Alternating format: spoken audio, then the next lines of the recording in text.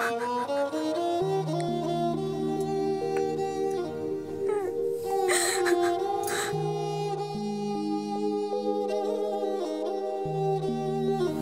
জন্য আমি খাবার নিয়ে এসেছিলাম একটু। খাবারটা নিয়ে বেরিয়ে যাও। আমি বেরিয়ে যাচ্ছি রোশনিদি, তুমি আগে একটু খেয়ে নাও, আমি চলে যাচ্ছি, ডিস্টার্ব করবো না। আমি তো বলছি আমার খিদে নেই, তুমি খাবারটা নিয়ে চলে যাও এখান থেকে। দেখো, খিদে নেই বললে কি করে হবে বলো তো? তুমি তো সকাল থেকে কিচ্ছু খাওনি রোশনিদি। কেন আদিক্ষেতা করছো তুমি? আমার ভালো লাগছে না।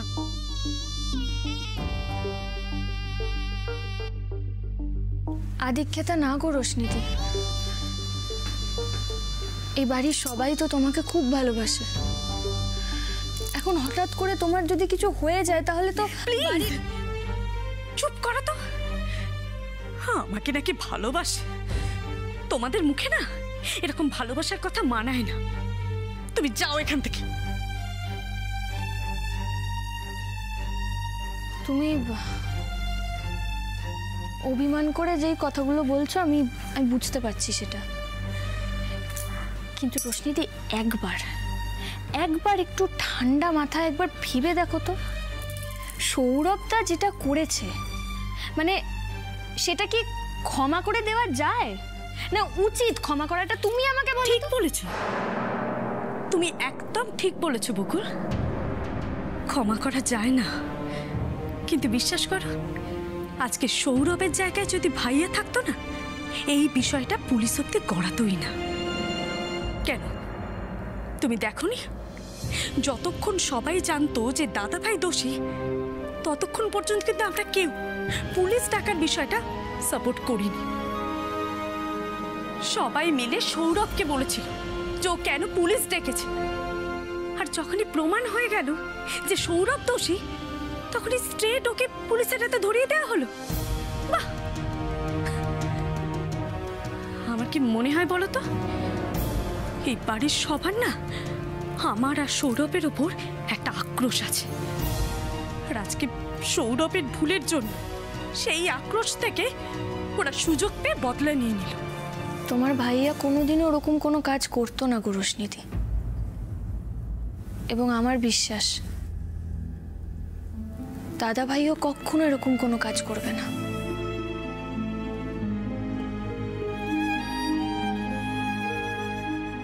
আর তুমি বললে না যে ব্যক্তিগত আক্রোশ, তুমি ভুল করছো গো রোশনিদি। বাড়ির কারুর তোমাদের উপরে কোনো রাগ নেই, বিশ্বাস করো। এমনকি আমি তো বলবো, বেরিয়ে যাও আমার ঘর থেকে। তোমার কোনো রকম সিম্প্যাথি বা জ্ঞানের আমার কোনো দরকার নেই। যাও এখান থেকে। রোশনিদি, আমি কোনো সিম্প্যাথি বা জ্ঞান দিতে আসিনি তোমাকে, একটা কথা বলতে এসেছিলাম। সৌরভদা একটা ভুল করেছে, তার জন্য সৌরভদা শাস্তি পাচ্ছে। এবার এটার জন্য যদি তুমি বাড়ির সবাইকে ভুল বুঝে নিজেকে এরকম একা করে রাখো, তাহলে রোশনিদি প্লিজ তুমি এটা করো না। তুমি কেন একটা জিনিস বুঝতে পারছো না যে ডাব্বুটা, আমাদের ডাব্বুটা একদম ছোট, ও ঠিক ভুলের পার্থক্য করতে এখনো শেখেনি। আমরা সবাই মিলে যদি ওকে এখন থেকে সাবধানে না রাখি, তাহলে তো ওর ভবিষ্যৎটা নষ্ট হয়ে যেতে পারে রোশনিদি। ওর ভবিষ্যতের কথা একবার ভাবো না। ওর ভবিষ্যতের কথা ভেবেই তো সৌরভকে ছেড়ে দেওয়ার কথা বলেছিলাম বকুল। তুমি এভাবে কেন ভাবছো? তুমি সৌরভদার জেলে যাওয়াটাকে একটু পজিটিভ ভাবে ভাবো না।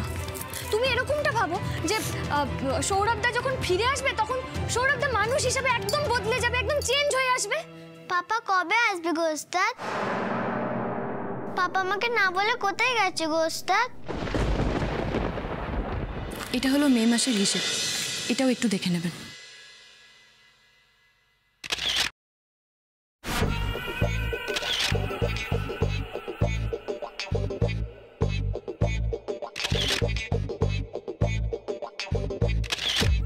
এসব কি হচ্ছে?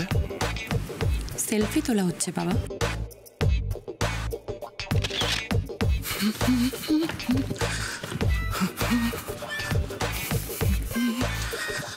So miss Julie, yes sir. Miss Julie, আমি একটা ফাইল রেডি করেছি, একটু দেখে নাও।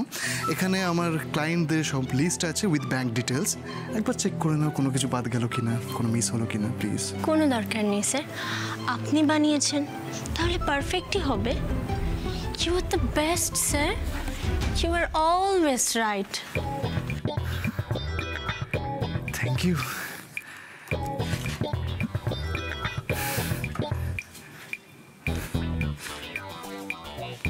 দেখলে বাবা, বাইরের লোকজন কিরকম রেসপেক্ট করে আমি।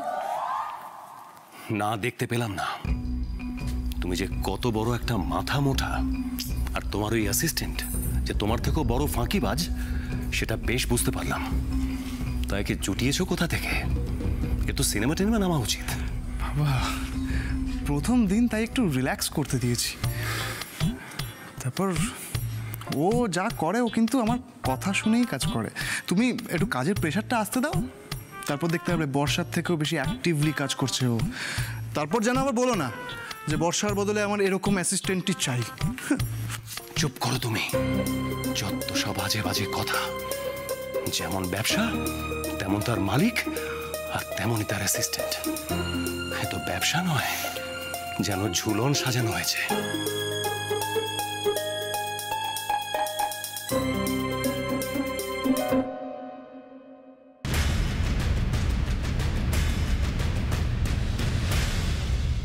কি হয়েছে ডাব্বু ওস্তাদ?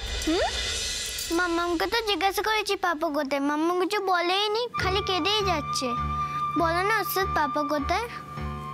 পাপা পাপা তো একটু কোম্পানির কাজে বাইরে গেছে। কবে আসবে? চলে আসবে, খুব তাড়াতাড়ি চলে আসবে। তাহলে মা কাঁদছে কেন, আমার সাথে খেলছে না? আসলে তোমার মা তো তোমার বাবাকে খুব ভালোবাসে, তাই কাঁদছে। তুমি যাও তো, গিয়ে একটু আদর করে দাও, বলে দাও যে তোমার পাপা খুব তাড়াতাড়ি চলে আসবে। যাও যাও যাও যাও যাও। বকুল, কেন মিথ্যে বলছো তুমি ডাব্বুকে? এই নাকি তোমরা সবাই সত্যের প্রতীক? তাহলে একটা বাচ্চা ছেলেকে মিথ্যে বলতে তোমাদের ধর্মে আটকাচ্ছে না? না চুপ। ডাব্বুর জানা দরকার, ওর বাবার সাথে তোমরা কি করেছো, ওর সত্যিটা জানা দরকার। শোন ডাব্বু, তোর বাবা চোর, একটা বিশ্বাসঘাতক, কোম্পানি টাকা চুরি করেছে, আর সেই জন্য তোর ওস্তাদ, তোর মামু, তোর দাদু তোর বাবাকে পুলিশে ধরিয়ে দিয়েছে। বুঝতে পেরেছিস? একদম চুপ করে থাকবে তুমি। আরো শুনে রাখ, তোর বাবা এখন থানায় আছে, তারপর জেলে যাবে। আরে চুপ, সারা জীবন এরপর থেকে জেলেই থাকবে, আমাদের কাছে আর কোনোদিন ফিরবে না। ডাব্বু, তোকে ওরা তোর বাবাকে ছাড়বে না ডাব্বু, তোর কাছে আর কোনোদিন ফিরবে না, কোনোদিন ফিরবে না। যা এখান থেকে।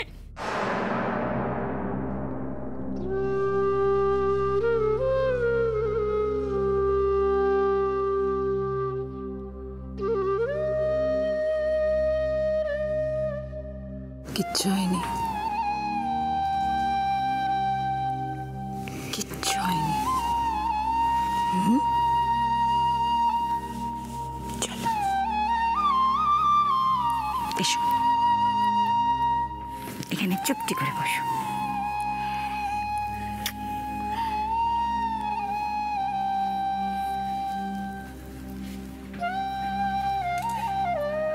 তোমার কি মাথা খারাপ হয়ে গেছে রোশনি? একটা বাচ্চাকে এরকম ভাবে বলছো? ঢং করো না তো, যেটা করছো সেটা বন্ধ করো।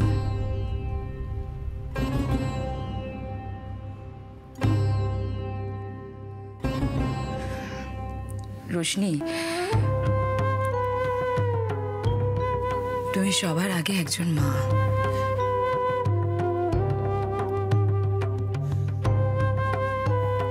তোমার এরকম আচরণে ডাব্বুর মনে কি প্রভাব পড়তে পারে সেটা একবার ভাবো প্লিজ। তোমাদের জ্ঞান শুনতে আমার ভালো লাগছে না শোনো বৌদি।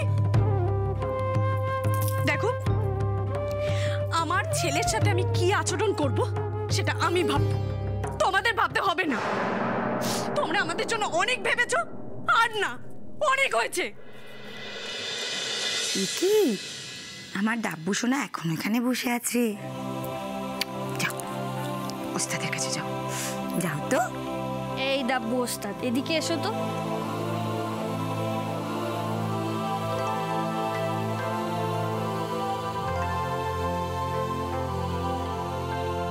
রোশনি, তুমি ডাব্বুকে জন্ম দিয়েছো ঠিকই,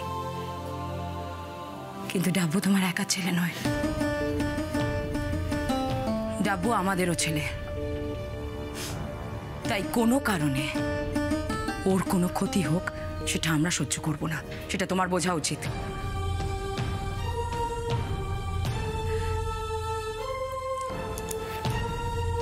রোশনি, রোশনি বলছি, আমরা না সবাই বুঝতে পারছি তুমি কতটা কষ্ট পাচ্ছ। বিশ্বাস কি সৌভাগ্য আমার, তোমরা বুঝতে পারছো।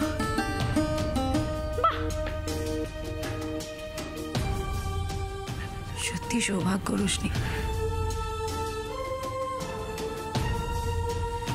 এরকম একটা পরিবার পাওয়া না সত্যি ভাগ্যের ব্যাপার, যেখানে এত কিছু হয়ে যাওয়ার পরেও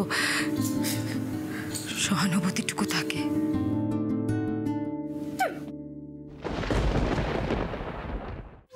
জানো রোশনি, তোমার কষ্ট,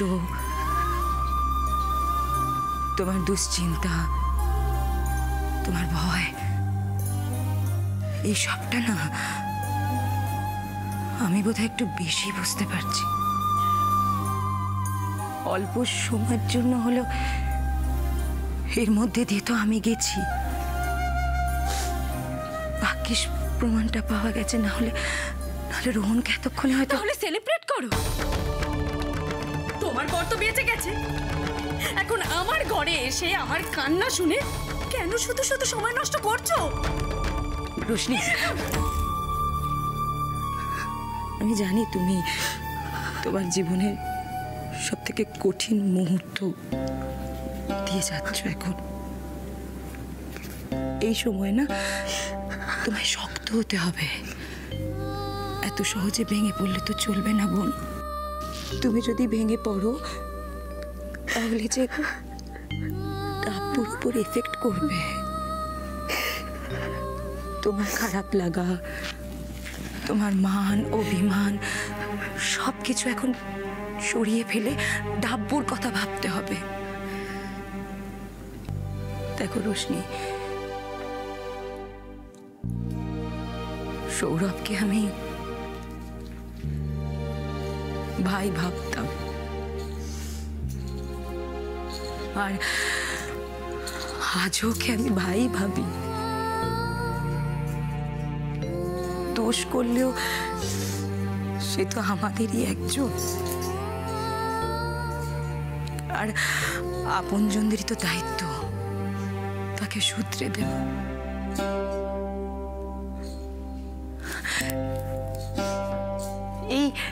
এই ধাক্কাটা বোধহয় সৌরভের দরকার ছিল। হ্যাঁ রোশনি, তুমি দেখে নিও, এই ঘটনাটার পর না সৌরভ নিজেকে শুধরে নেবে, আমি তোমায় বলছি। আর তুমি একদম চিন্তা করো না, অনেক ভালো লয়ার আছে, সৌরভ যাতে কষ্ট কম পায় সেই ব্যবস্থা আমরা করব। তুমি বিশ্বাস করো, তুমি চিন্তা করো না। জুতো মেরে গরুদান করতে চাইছো তো? কোনো দরকার নেই। তোমরা যখন ওকে পুলিশে দিতে পেরেছো, তখন কোর্টে ওকে যা শাস্তি দেবে সৌরভ তো মাথা পেতে নেবে। আমার ওর জন্য আলাদা করে কোনো লয়ার দরকার নেই। তোমাদের সব শাস্তি আমরা মাথা পেতে নেব সোনা বৌদি। তোমরা আমাদের জন্য অনেক ভেবেছো, অনেক করেছো, রোশনি আর করতে হবে না। যাও এখান থেকে।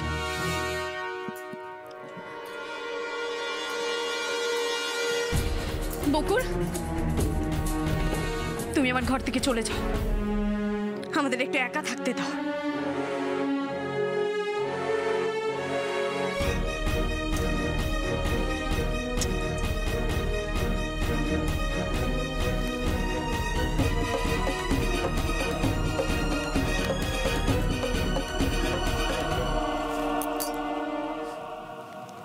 রোশনি দিয়ে আমি খাবারটা এনেছিলাম, ওটা কিন্তু তো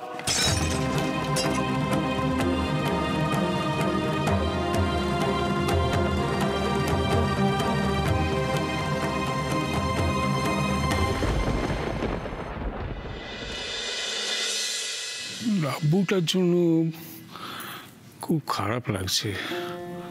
একদিকে ওই অপদার্থ বিশ্বাসঘাতক বাবা, আর একদিকে একেবারে বুদ্ধিহীন জেদি মা।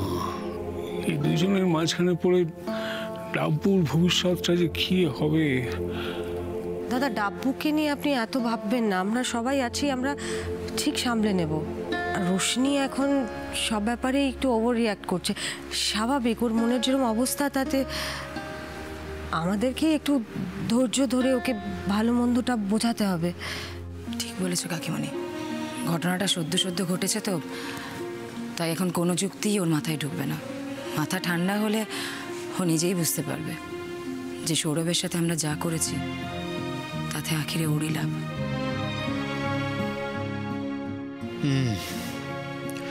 সৌরভদা যেভাবে এগোচ্ছিল, কোথায় গিয়ে যে থামতো আমরা কেউ জানি না। ওর রেকটিফিকেশনের জন্য এই শিক্ষাটা খুব দরকার ছিল। সত্যি সত্যি শিক্ষা পেলে ভালো, তবে আমি আর ওকে বিশ্বাস করি না। বাবা, আমি বুঝতে পারছি সৌরভদা যেটা করেছে সেটা তোমার পক্ষে এত সহজে ভোলা সম্ভব নয়, কিন্তু তবুও কি? তবুও আমার মনে হয় সৌরভদার কেসটা কোর্টে উঠলে ওর পক্ষে একটা ভালো উকিল দেওয়া উচিত আমাদের। হ্যাঁ ঋষি, এটা তুমি ঠিক ভেবেছ। আমরা যদি সৌরভের জন্য কোনো ভালো লয়ার দিই, তাহলে অ্যাটলিস্ট রোশনি নিশ্চিন্ত হবে। মানেটা কি? কি বলছো? যাকে আমরা পুলিশ দিয়ে ধরিয়ে দিলাম তাকেই আবার উকিল দেব? হঠাৎ এই হাস্যকর কাজটা কেন করতে যাবো? দেখো কাকুমণি, সৌরভদাকে পুলিশে দিয়েছি তার মানে এই নয় যে আমরা চাই ও সারা জীবন জেলে থাকুক। আমাদের একটাই উদ্দেশ্য, ও যে এত বড় ভুল করেছে সেটা যেন ও বুঝতে পারে, ব্যাস। আমি এই বাড়ি ছাড়ার আগে সৌরভ ফিরে এলে মুশকিল হয়ে যাবে। এসআর এন্টারপ্রাইজের কথাটা চেপে রাখা ইম্পসিবল হয়ে যাবে আমার পক্ষে। সরি ঋষি, তোর এই কথাটা না আমার কাছে খুব বোকা বোকা শোনালো। আরে যে মানুষটার জন্য আমাদের বাড়ি, আমাদের ব্যবসা সবকিছু যেতে বসেছিল, তাকেই আবার বাড়িতে ফিরিয়ে আনা মানে তো সাপের বাচ্চা পোষা। এ ব্যাপারে কি কোনো সন্দেহ আছে? আমার তো নেই। যাকে শোন, তোদের ব্যাপার তোরা বুঝে নে কি করবি। আমার বলা কর্তব্য আমি বলে দিলাম। আলটিমেটলি এই বাড়িতে তো তোরাই থাকবি। হঠাৎ করে হলো কি লোকটার? কথায় কথায় রাগ করছে, সবার সঙ্গে খারাপ ব্যবহার করছে, এখন তো আবার এই আলাদা হওয়ার ভূতটা চেপেছে মাথায়। শোন ঋষি, তুই এই নিয়ে আর সমরের সঙ্গে তর্ক করতে যাস না, তুই বোঝাতে পারবি না। আমরা সৌরভের কেসটা নিয়ে পরে নয় আলোচনা করব।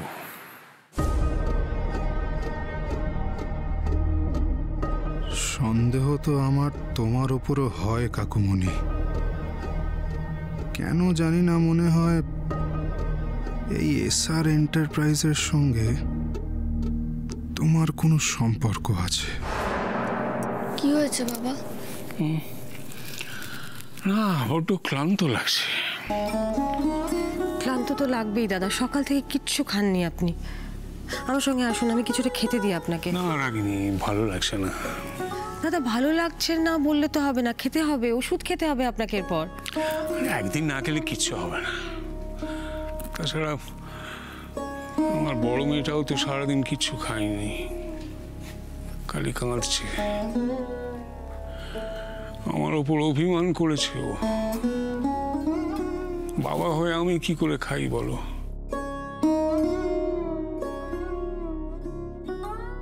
আরে এমনিতেও আমার খিদে নেই, তোমরা আমাকে নিয়ে অত চিন্তা করো না। আর হ্যাঁ শোনো, অঞ্জলি যদি ফোন করে তোমাদের কাউকে, এখনই কিছু বলতে যেও না ওকে।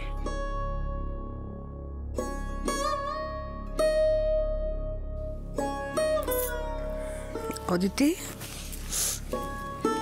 আমার মনে হয় না আজকে এই বাড়িতে কেউই খাওয়া দাওয়া করবে। তুই এক কাজ কর, তুই বরং দেখ বাচ্চাগুলোকে যদি খাওয়াতে পারিস।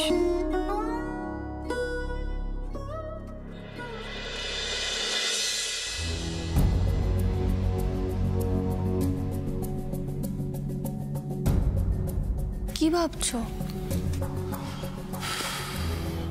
সৌরভদার লাস্ট কথাটা না আমাকে বড্ড হন্ট করছে। জানি না কেন মনে হচ্ছে সামথিং ইজ রং। কোন কথাটা? ঋষিবাবু,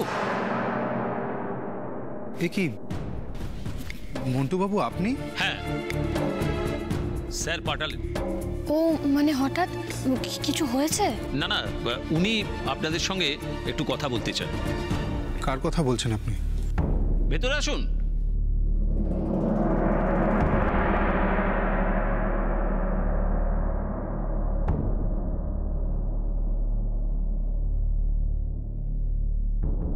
সুস্মিতা দেবী আপনি? অশোকের শেষ ইচ্ছে রাখতে এই অসময়ে চলে এলাম।